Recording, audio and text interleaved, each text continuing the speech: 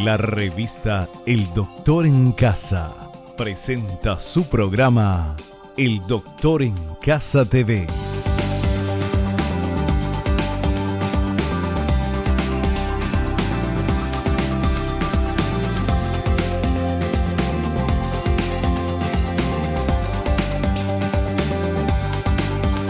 Con la conducción de Vivi Landó.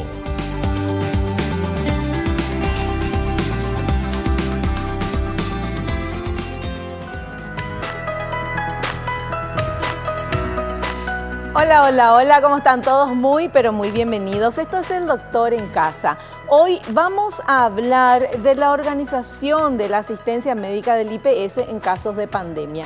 Quien está con nosotros, el doctor Oscar Manuel Franco Bruschetti. Él es médico pediatra intensivista, director médico del Hospital Central del IPS. Para conocer y introducirnos un poquito más sobre el tema que vamos a hablar con nuestro invitado, tenemos esta placa que dice lo siguiente. Ante la situación que atraviesa el sistema sanitario por la presente pandemia, el IPS permanece trabajando para ofrecer la mejor atención. Mantener una atención sanitaria adecuada requiere no solo un plan protocolizado y recursos materiales, sino también un número de profesionales sanitarios que maximicen sus capacidades. Todas las acciones llevadas a cabo por el IPS son planificadas mediante la organización y toma de decisiones orientadas a brindar las medidas y atención médica necesaria para cubrir las necesidades y otorgar el respaldo sanitario que precisan los asegurados. Entonces, desde aquí, desde el Doctor en Casa, comenzamos el programa. Queremos conocer un poco más sobre cuál es la organización de esta asistencia médica del IPS en casos de pandemia, que es lo que estamos viviendo acá. Vamos a hablar con nuestro invitado a la vuelta del corte. Bienvenidos. Comenzamos así, el Doctor en Casa.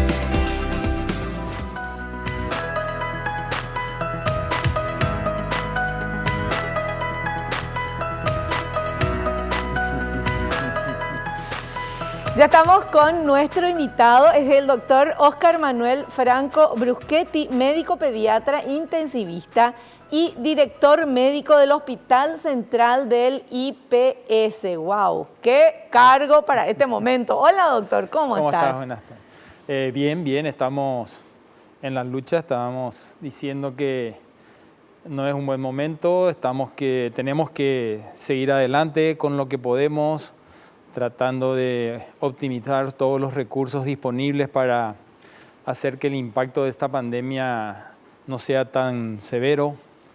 Y bueno, esa es la tarea que nos toca hoy.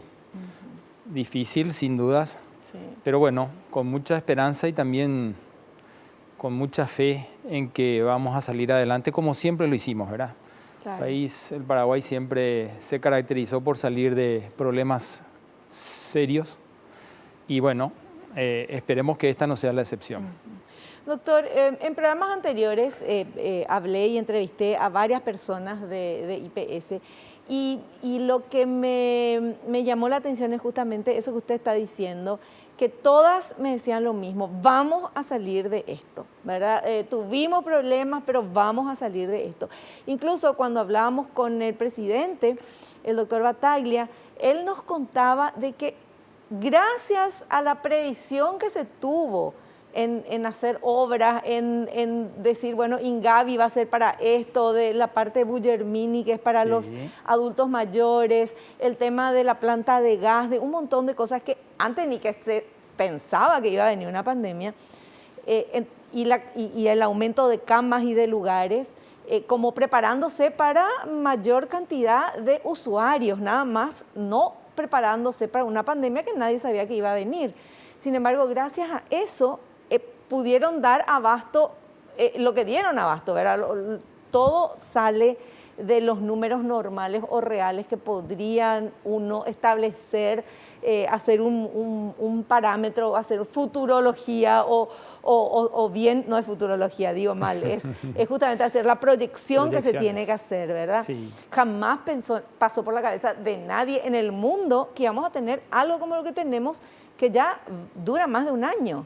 Así es, sin dudas, es un gran desafío, no solo para el Paraguay particularmente, o seguramente que especialmente porque nosotros venimos con un déficit en salud que tiene que ver con infraestructura, pero también tiene que ver mucho con la cantidad de recursos humanos en salud que disponemos. El Paraguay es un país con un déficit de recursos humanos en salud que viene históricamente de atrás, de muchos años, que tiene que ver con recursos humanos. Recursos humanos no es una cuestión muy simple porque no significa solamente disponer de dinero, significa tiempo. Claro. Tiempo para capacitar a la gente y para tener recursos humanos capacitados que puedan hacer frente a cualquier situación.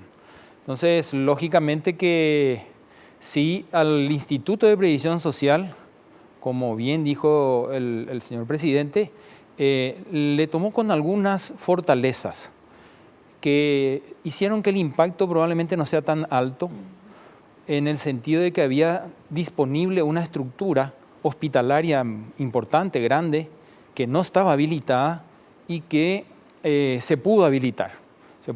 Esto hizo que se aumente mucho la dotación de camas, hasta cierto punto, lógicamente, Claro. que es una cuestión técnica de, incluso hoy, hablando de qué nos encontramos con en el transcurso de esta pandemia, tenemos que hablar del problema del oxígeno, por ejemplo. Ningún hospital del mundo está preparado para suministrar altas dosis de oxígeno a todos los pacientes internados. Eso está preparado para un 30% de pacientes que requieran oxígeno. En el hospital Ingavi hoy el 100% requiere oxígeno. Y entonces no existe ninguna forma de haber previsto esa situación. Y eso se dio en todo el mundo, ¿verdad? Pero bueno, encontró esas fortalezas y también con recursos como para contratar recursos humanos, lo que podíamos contratar, porque existían en el medio ese recurso humano y también porque se podía remunerar a ese recurso humano extra que tuvo que contratarse debido a la pandemia.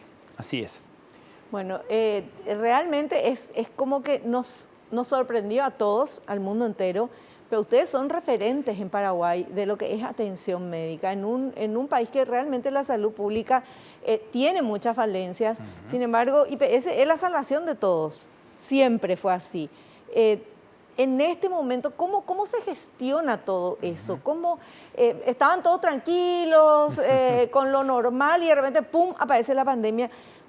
¿Qué acciones se tomaron en ese momento? Sí, nosotros en el instituto, con la gerencia de salud, allá por marzo del año pasado, cuando se decreta la emergencia sanitaria, Sí. Hicimos uso de una experiencia que tuvimos previa con la pandemia por influenza en el 2009.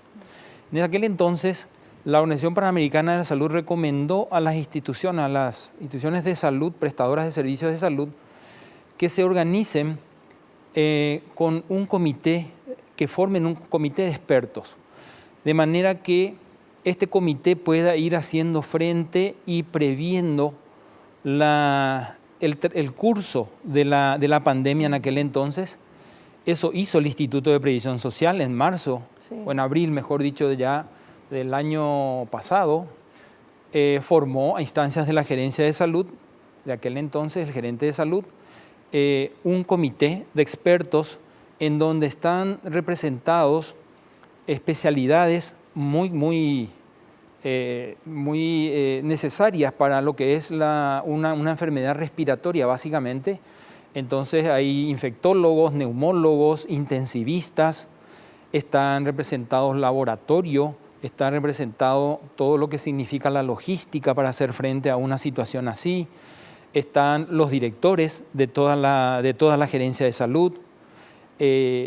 Están representados con pediatras, es decir, todos los especialistas que pudieran contribuir en encontrar soluciones a cómo venía la pandemia.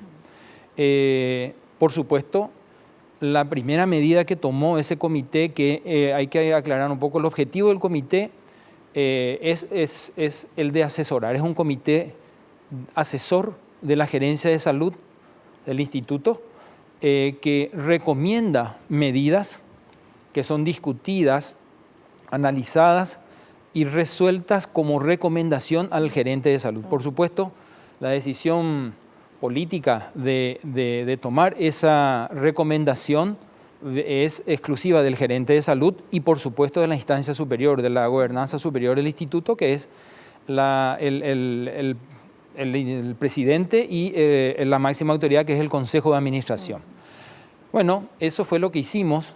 Este comité se viene reuniendo desde el año pasado, desde ese momento, todas las semanas, una vez por semana, en reuniones que al principio fueron presenciales, pero que actualmente lo hacemos telemáticamente.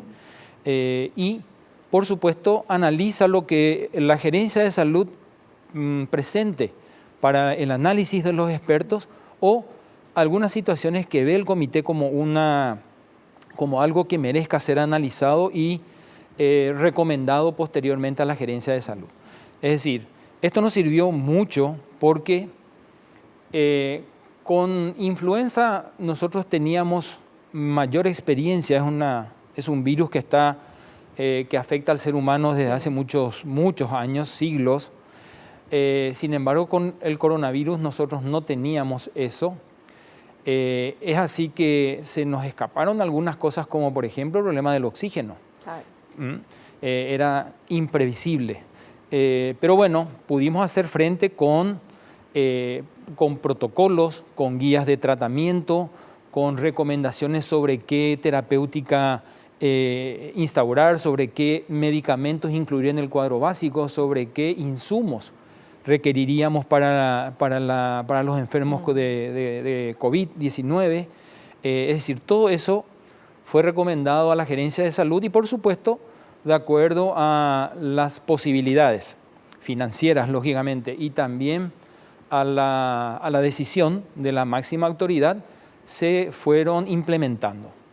Esa es la forma en que nosotros en el instituto decidimos hacer frente a esto.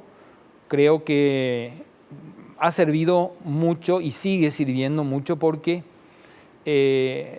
digamos que es un foro donde los expertos donde el infectólogo se pone al día con lo máximo y lo más nuevo que tiene con respecto a la literatura médica, lo mismo el neumólogo, lo mismo todo el laboratorio, las bioquímicas, por ejemplo, para el diagnóstico. Entonces, creo que es interesante esto porque si no hubiera sido mucho más caótica la toma de decisión. Claro, porque yo le iba a preguntar cómo se toman decisiones ante la llegada de una enfermedad desconocida, porque si me dice, bueno, hay una epidemia de tal cosa que ya conocen, sí, ya se sabe, hay que administrarle esto, lo otro, bla, bla, pero esto que nadie sabía en el mundo, ¿cómo se toman esas decisiones? Sí, es justamente en este ámbito, en este foro, porque tienen su opinión y emiten su opinión gente experta en enfermedades parecidas por lo menos al COVID, enfermedades respiratorias, virales. Entonces, con esa experiencia previa de otras enfermedades parecidas fuimos tomando decisiones. Hemos analizado ensayos clínicos para ver algunas terapéuticas, como en aquel entonces hablaba de la hidroxicloroquina, etcétera, que se han completado protocolos de ensayos clínicos para ver la eficacia de estos medicamentos que finalmente no fueron llevados a cabo debido a que ya aparecía nueva literatura, nueva evidencia científica de que eso no servía. Entonces, así se hace, es una forma de de prueba y error, ¿verdad? Claro. No había otra opción. Claro, porque era nuevo, nadie sabía. Nadie sabía. Ahora, Exacto. doctor, usted que habla de ese tema de los medicamentos, no puedo dejar de preguntarle, porque hay tanta gente que habla de la ivermectina, es la que es el sí, coso para los bichos, es un ¿verdad? antiparasitario, así es. Coso para los bichos, perdón, el doctor en casa, antiparasitario. Exacto. Bueno, hay mucha gente que cree que eso les sirve y como prevención y toma cada tanto, qué sé yo, vimos niños intoxicados con eso. Gente que de verdad cree, y ahora hace poco el laboratorio que produce este medicamento dijo que no es apropiado para el COVID, que no sirve para el tratamiento y mucho menos para la prevención. ¿Ustedes se encuentran ahí con gente que se va a tratar y que le dice que quiere tomar o que tomó? ¿O qué nos dice como médico? No, sí, absolutamente. Cualquier persona, familiares nos preguntan la eficacia de la ivermectina y resulta que los fabricantes mismos, como vos bien decís, dicen que a las dosis recomendadas y probadamente eficaces como antiparasitarios, la ivermectina no sirve como antiviral. No sirve. Sí hay estudios in vitro, es decir, de laboratorio, que hablan de que unas dosis muy altas de ivermectina o una concentración muy alta de ivermectina puede ser eficaz en disminuir o evitar la replicación del virus in vitro. En el organismo eso nunca se probó, en el vivo, en el ser vivo. Sí. Y con el consiguiente, por supuesto, riesgo de efectos colaterales. Claro. Efectos colaterales. Y también estamos viendo mucho que el confiar demasiado en algo que no existen pruebas de que sea eficaz para prevenir, la gente deja pasar mucho tiempo y no consulta y no, por lo tanto, no accede a los tratamientos que hoy sabemos y estamos seguros de que el oxígeno es indiscutible. Claro. Nadie puede hoy dudar que la oxigenoterapia es lo que necesitamos. Sí. Corticoides, hoy nadie puede dudar de que sí sirven porque es un antiinflamatorio poderoso y lo que ocurre en los pulmones por efecto de este virus es inflamación pulmonar. Claro. Y bueno, se llega tarde con eso y eso es un problema siempre en cuadros inflamatorios que, a diferencia del virus de influenza, el coronavirus, el SARS-CoV-2, provoca afectación pulmonar, pero también sistémica. Sistémica significa a otros órganos del organismo, a otras estructuras también. O sea que es mucho más complicado que el virus de influenza. Claro. Entonces es así. Pero es bueno que usted nos aclare hablando de eso, porque para que quede bien claro. O sea, en in vitro, en laboratorio, se vio que puede funcionar una dosis súper alta, pero esa nunca se probó en un ser humano porque esa dosis súper alta puede intoxicar al ser humano. Así mismo. ¿Verdad? Por algo ya no se probó. Bueno, nada más que para hablar de este tema que creo importante. Hacemos una pequeña pausa y continuamos.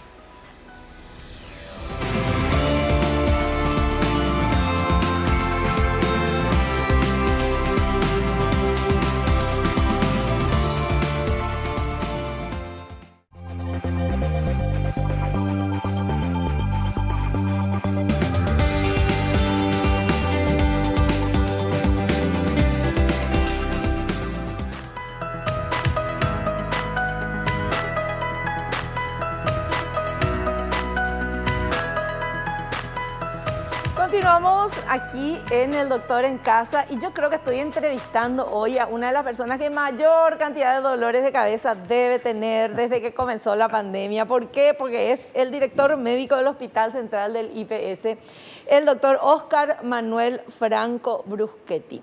Le ponemos un poquito de humor porque lo que vamos a hablar realmente es una situación muy seria que estamos viviendo como país, es una situación desesperante para los enfermos, para los familiares, para la gente que no tiene dónde ir, dónde acudir. Bueno, está el IPS y también por ley ahora, por el tema de la pandemia, IPS atiende a toda la población, no solamente a los asegurados, doctor, ¿verdad?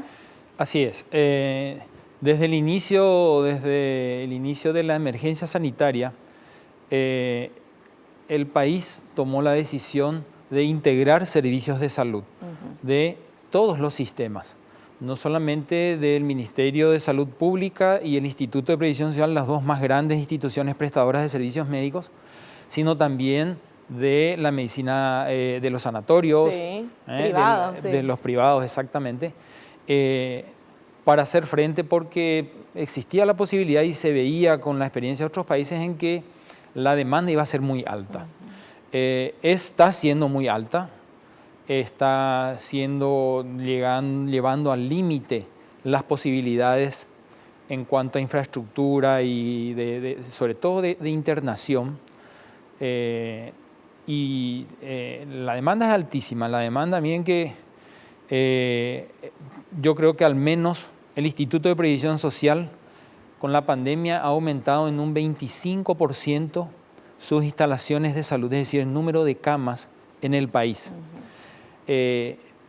Tenemos hospitales integrados, el INGAVI es un hospital integrado donde se atiende pacientes asegurados de la previsional, así como también a pacientes que no tienen seguro de la previsional, pero son atendidos por el Ministerio de Salud. Lo mismo ocurre con hospitales del interior, como el de Ciudad del Este, como el de Encarnación, como el de Ayolas, por ejemplo, como otros también en toda la red, en todo el país. Fue una decisión inteligente, hay que decirlo, se tomó esa medida porque muy probablemente separados todos los sectores íbamos a ser menos eficientes de lo que somos actualmente y que esa falta de eficiencia iba a llevar a mayores déficits de los que tenemos. Entonces es así, la demanda es alta, estamos con muchos problemas, sin dudas todos sabemos eso, las autoridades sanitarias del ente rector, el Ministerio de Salud lo dice todos los días, pero bueno, yo estimo, o estoy seguro mejor, que sin este crecimiento que se dio y sin haber tomado esas medidas muy estrictas al principio que nos dieron tiempo para ir aumentando esa capacidad de resolución de los establecimientos de salud, hubiéramos estado realmente en este momento en una catástrofe que iba a ser muy parecida a otros países de la región misma y del mundo, que se vio en la necesidad de cerrar los accesos a los hospitales porque la gente quería entrar de cualquier manera a ser atendidos. Entonces, eso fue una estrategia, creo que dio su fruto, probablemente no en un 100%, porque bueno, era imposible prever todo esto, pero bueno, creo que se tomaron las decisiones correctas en el momento para justamente aumentar esa oferta de establecimientos de salud. Claro, y de organizarse también, ¿verdad? De organizarnos también. De organizarse todo, porque venía el malón de enfermos. Así es. Y bueno, y por eso que es tan importante recalcar ahora, a años y meses de que comenzó la pandemia, de que no tenemos que bajar la guardia, de que tenemos que seguir usando los tapabocas, los barbijos, pero desde la nariz hasta el mentón, no así con la nariz hacia afuera, lavarnos las manos, tener el alcoholcito en gel, mantener distancia. No sé si ustedes se dieron cuenta, pero cada vez mi silla está por llegar ya al otro lado de la tele, pero porque antes estábamos más cerca con nuestros invitados, pero estamos en pandemia. Este es un estudio que se airea, se desinfecta, todas las personas que están acá están absolutamente bien cuidadas. ¿Por qué? Porque nos cuidamos, porque es la única manera. Tenemos que seguir trabajando, los que gracias a Dios podemos seguir trabajando, porque ese también es un bajón que existe, la parte económica y la parte de la pérdida de trabajo y cerrar los negocios y todo, pero lastimosamente no hay otra cosa que hacer más que cuidarnos, esperar que lleguen todas las vacunas y que todos podamos estar vacunados, ojalá así sea, pero mientras tanto no hay lugar en los sanatorios, hay poco lugar, ¿verdad?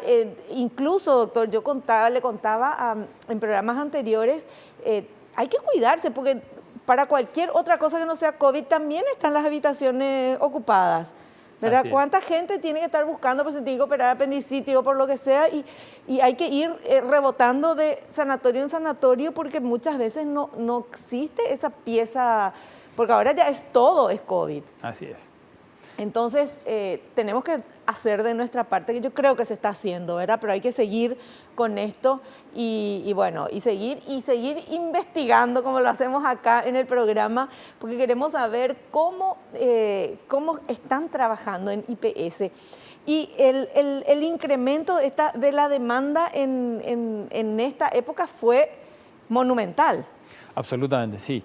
Muy probablemente, digo, este aumento, nosotros crecimos un 25%, pero realmente, según las estimaciones que hicimos, deberíamos haber crecido en un 35 o 40%. Es decir, ese 40% más es la demanda que deberíamos,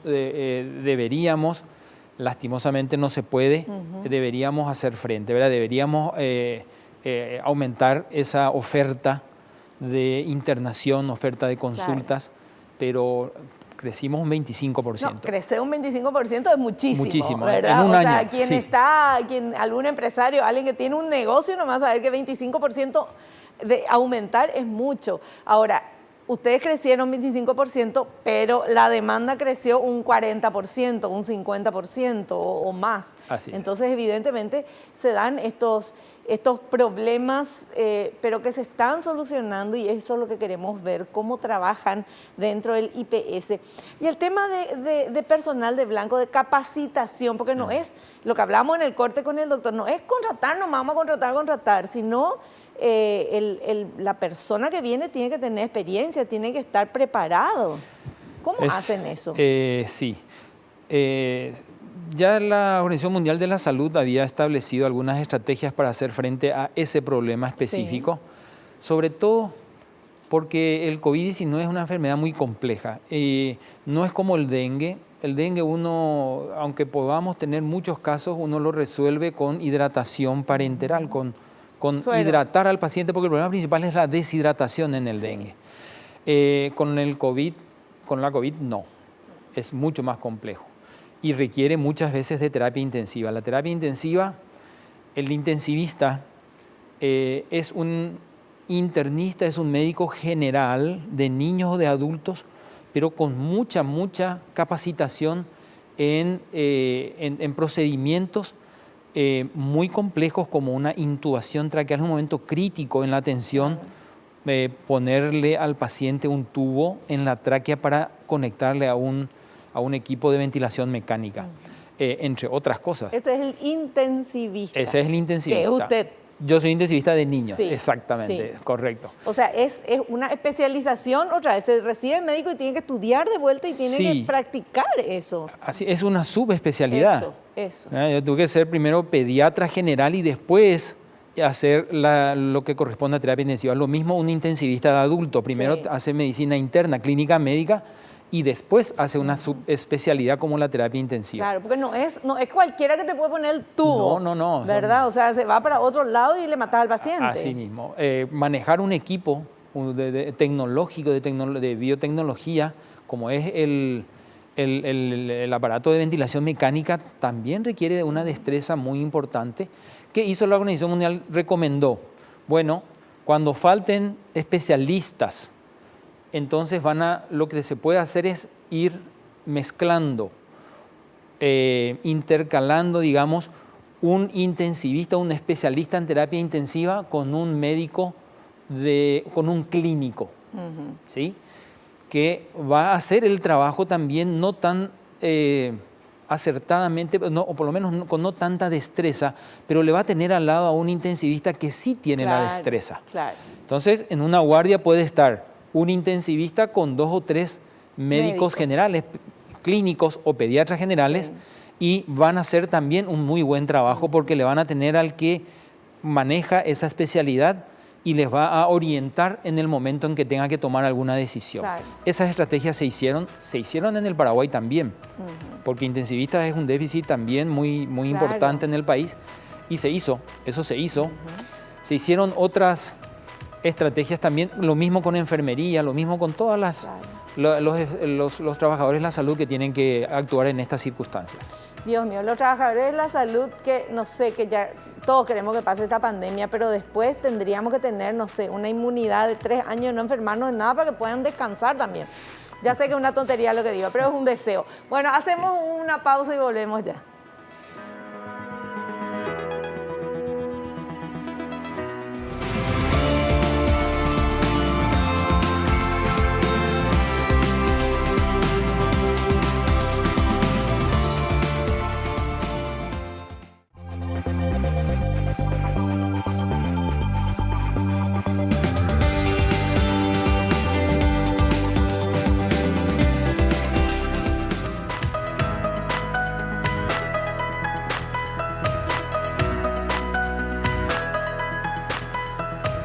Seguimos hablando con nuestro invitado, el doctor Óscar Manuel Franco Bruschetti. Él es director médico del Hospital de IPS. Yo le quiero preguntar, ¿cómo se hace ahora el agendamiento? Porque todo el mundo, tanta gente, hay otro tipo de consultas, no solamente COVID. Entonces, ¿cómo es eso? ¿No se mezcla? ¿Cómo es la historia? ¿Cómo se hace?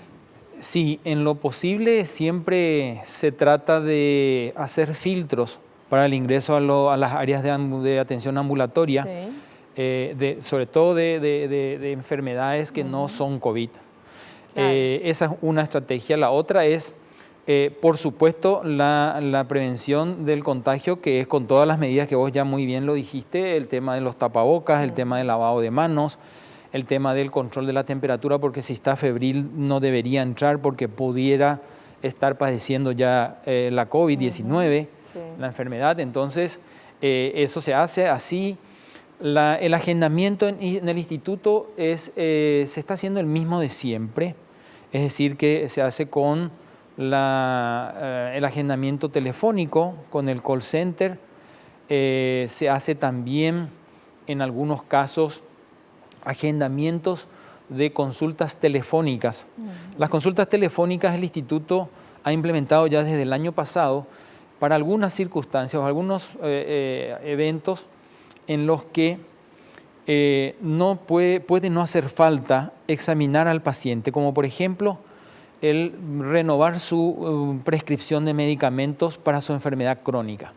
Entonces, eso se puede hacer sencillamente y lo estamos haciendo con el paciente se agenda para una consulta de ese tipo.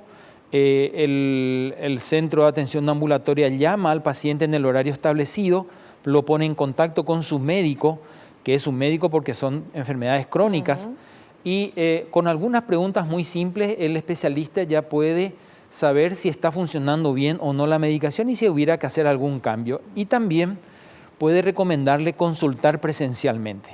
Pero si es para solamente eso de renovar y hacer consultas que tienen que ver solamente con la evolución o con lo esperado con una medicación prescripta anteriormente, lo hace por vía telefónica y se resuelven muchos problemas. Con eso logramos que los pacientes vulnerables, porque los pacientes con enfermedades crónicas son los vulnerables justamente, no tengan que acudir a una consulta presencial y exponerse al contagio estando en contacto con otros pacientes en la sala de espera, etcétera, etcétera. Esa es la forma que se está haciendo. También las consultas, pero sobre todo también las cirugías. Tuvimos que restringir un poco a algunas que son, las urgentes se siguen haciendo, porque eso hay que hacerlas de cualquier manera, porque si no, obviamente, claro. El cáncer, cirugías oncológicas, se siguen practicando, nunca se suspendieron. Sí se restringió un poco algunas que son las postergables. Y nosotros desde el inicio comunicamos a todos los asegurados que atenderíamos las cirugías de urgencia, las oncológicas y las impostergables. Esas impostergables están definidas como, y a veces cambia un poco, depende un poco de la urgencia o del requerimiento en un tiempo estimado largo que se pueda realizar, posponer esa cirugía. Eso se vino haciendo, lo seguimos haciendo hasta ahora, y se van evaluando sí cada vez mejor aquellas impostergables. Es decir, esta pandemia también hizo que adquiriéramos una experiencia en definir, bueno, esto realmente es impostergable y lo tenemos que realizar esta cirugía. Claro. Y otras que también decimos, bueno, esta realmente podría esperar un poco más. Pero eso es esa bolsa o ese grupo de impostergables, digamos, es lo que va moviéndose un poco más, porque, digamos, es la zona gris. Claro, ¿sí? Claro, porque puede ser algo postergable, pero la persona no está, tiene otra complicación. Entonces sí o sí le tienen que atender y le tienen que hacer, ¿verdad? Así mismo. Bueno, ¿y cómo se organizan con los pacientes ambulatorios y con los pacientes que tienen COVID? ¿Cómo se hace eso? Con los pacientes internados COVID. Sí, sí. Bueno, mira, el instituto siempre se organizó desde el inicio estipulando que 2 grandes hospitales serían los encargados de atender pacientes con la enfermedad, con la COVID. Esos fueron el Hospital Ingavi no habilitado, que se habilitó exclusivamente para enfermedades respiratorias y COVID, y el Hospital Geriátrico, que el Hospital Geriátrico atendería también COVID, y todo lo que no fuera COVID iba a ser atendido o es atendido en el Hospital Central. Es decir, el Hospital Central iba a atender a los gerontes que no iban a poder ser atendidos en el geriátrico. Sí. Y también, por supuesto, como siempre lo hizo, todo el resto de las otras patologías, claro, porque es el hospital de mayor complejidad de la red del Instituto de Previsión Social. Entonces, así se hizo. Eso dio muy buenos resultados hasta hace aproximadamente 1 mes y medio, cuando empezó el ascenso muy importante de los casos. Sí. Ola que apareció. Esa ola que apareció, exactamente. Y eso hizo que el Hospital Central tuviera que adaptar también algunos sectores del hospital para atender pacientes COVID. Eso se hizo también estudiado y analizado muy, muy concienzudamente, porque nosotros tenemos la obligación de atender pacientes hoy en el Hospital Central con COVID, pero proteger de COVID a los que no tienen COVID, claro, y que están por otra situación en el hospital. Claro. Entonces se hizo eso en algunos sectores que están un poco más apartados del resto de los pacientes internados, y también desde el inicio, en toda la red del instituto, las urgencias, por ejemplo, fueron separadas en los casos respiratorios de los no respiratorios. Entonces esa urgencia siempre se trató de no mezclar a los pacientes que venían con un cuadro respiratorio que pudiera tratarse de COVID de los que venían por otra situación. Claro. Eso se hizo en todos los establecimientos de salud. Y hasta ahora es así. Sí. El Hospital Central tiene un sector donde están los consultorios respiratorios, apartado en otro sitio del hospital, acceden por otro lugar, claro, totalmente separado. Y bueno, eso es lo que hicimos para tratar de no mezclar a los pacientes, por lo tanto, y así evitar al máximo el riesgo de contagiar en los hospitales el COVID, que es una posibilidad también. Por supuesto. Bueno, en programas anteriores hablamos de un proyecto de hospital día COVID en el Hospital Central. ¿Cómo está eso? Eso está funcionando ya. Estamos ya por la segunda semana, seguramente esta es la tercera. Contanos, por favor, doctor, cómo es esto, día COVID. El Hospital Día ha nacido ese concepto con el objetivo de atender pacientes que requieren alguna medicación, sobre todo endovenosa, en la sangre, ¿verdad? Directamente, pero que por su estado, por su buen estado, digamos, no requieren estar internados para un monitoreo muy intensivo, ¿verdad? Muy de cerca. Así nació el Hospital Día. Hoy Hospital Día tenemos en pacientes oncológicos que se hacen su quimioterapia y vuelven a la casa, claro, y eso se hace en el mismo día. Ingresan, se hacen la medicación y vuelven a la casa. Ese mismo concepto se llevó a este Hospital Día respiratorio, donde lo que estamos haciendo es tratar de evitar en un grupo de pacientes en el que está indicado iniciar medicación aún con síntomas muy, muy leves de la enfermedad. Esto significa En ese consultorio respiratorio del Hospital Central se capta ese tipo de pacientes, se certifica que sea COVID la enfermedad respiratoria que está padeciendo ese paciente, y en ese mismo momento ya en el hospital día se inician 2 terapéuticas que son, digamos que inicialmente como objetivo de este hospital, pero que probablemente después se vaya ampliando a otras más. Esas 2 medicaciones son, o 2 estrategias terapéuticas, sí, son el plasma de convaleciente COVID, que lo que se sabe actualmente es que eso puede tener cierto efecto beneficioso muy precozmente. ¿Esto qué significa? Hasta el 6º día de iniciados los síntomas de la enfermedad. Eso, entonces, captamos a esos pacientes que no están para internarse, pero que sí son vulnerables para evolucionar a formas graves de la enfermedad, sí, y se les transfunde ese plasma de convaleciente. Que fueron convalecientes que donaron plasma después de curarse. Así mismo, así mismo. Y la otra terapéutica también que se hace es si es que con el plasma aún sigue evolucionando, o hay alguna sospecha de que puede evolucionar mal el paciente e internarse, entonces hacemos también el Remdesivir, que es un antivírico que el instituto tiene y administra a sus pacientes con COVID. Lo hacemos también en el hospital día. Eso se hace en una sola dosis diaria, por lo tanto es ideal para el hospital día. Claro.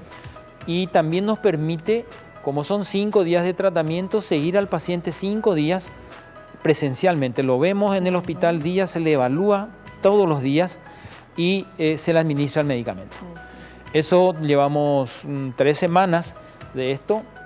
Vamos a analizar un poco, seguro que a principios de junio, la eficacia y el impacto que puede tener esta estrategia, que lo que busca, como digo, es evitar la internación, porque justamente camas de internación es un problema hoy en el país. Claro, no, y así como está la cosa, lo mejor es no internarse. Si vos podés, totalmente, te quedas en tu casa, porque hay gente asintomática, hay gente que no está con muchos problemas con el COVID también, ¿verdad? Así mismo. Doctor, tenemos que ir al corte, pero cuéntenos en este tema del COVID, ¿cuándo lo que uno contagia y cuándo lo que uno deja de contagiar? La persona que se contagió de COVID hoy, ¿cuánto tiempo es para que contagie al resto?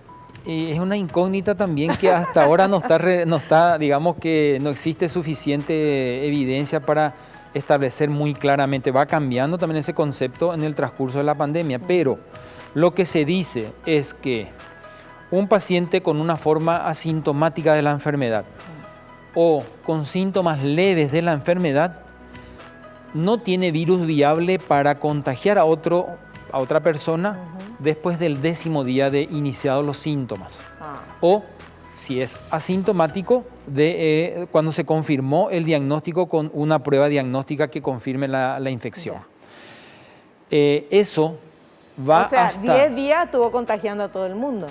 Si no sabía, sabía que tenía... Si no sabía exactamente, o no se cuidaba. Exactamente. Claro. 10 días estuvo contagiando, sí. Eso va a 21 días hoy con pacientes que hicieron formas graves de la enfermedad. Los pacientes que salen de terapia intensiva, se sabe que al menos hasta las 3 semanas de iniciado el cuadro sintomático, los síntomas de la enfermedad, puede seguir contagiando. Es lo que se sabe hoy. Hay reportes que hablan de más tiempo, hay reportes que hablan de menos, pero bueno, lo que tenemos y lo que utilizamos hoy para eso son 10 días para las formas leves y asintomáticas y 21 días para las formas graves de la enfermedad. Perfecto. Gracias, doctor. Hacemos un corte, volvemos ya.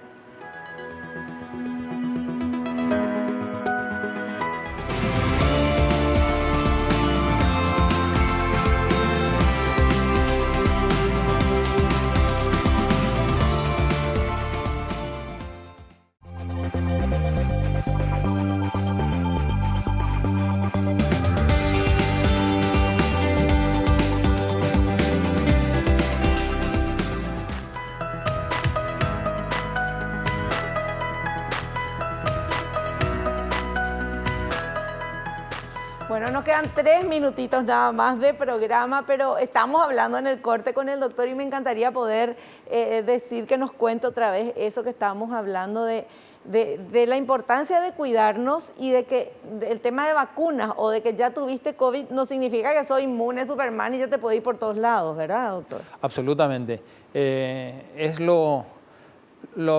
Está probado muy bien y ya con otras enfermedades respiratorias, no solamente con la COVID-19, de que prevenir el contagio con las barreras físicas, como es el tapabocas, el barbijo o tapaboca, es eficaz.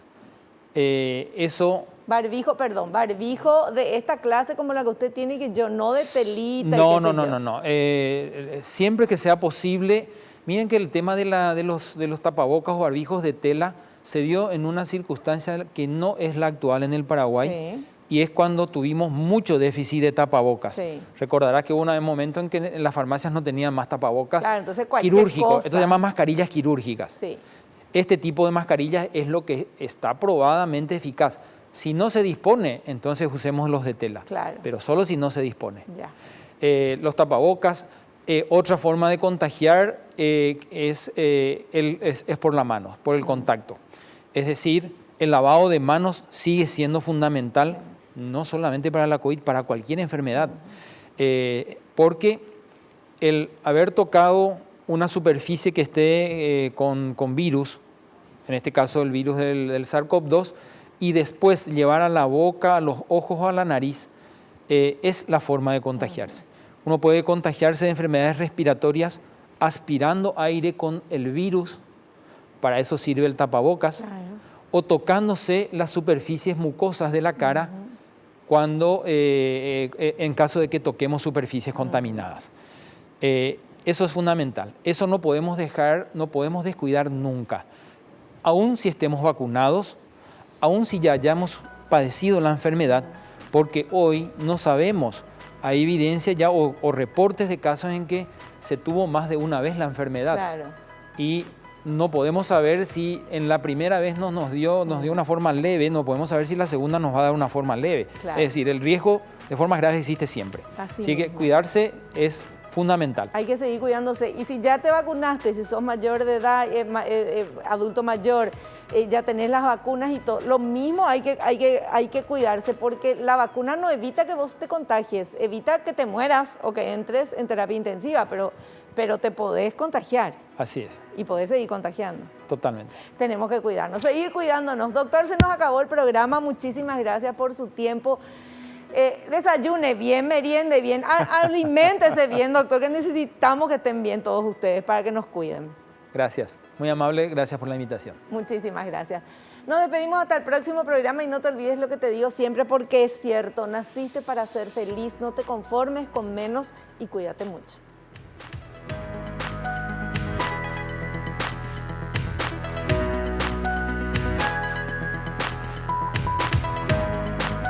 La revista El Doctor en Casa presentó a Vivi Landó en el programa El Doctor en Casa TV.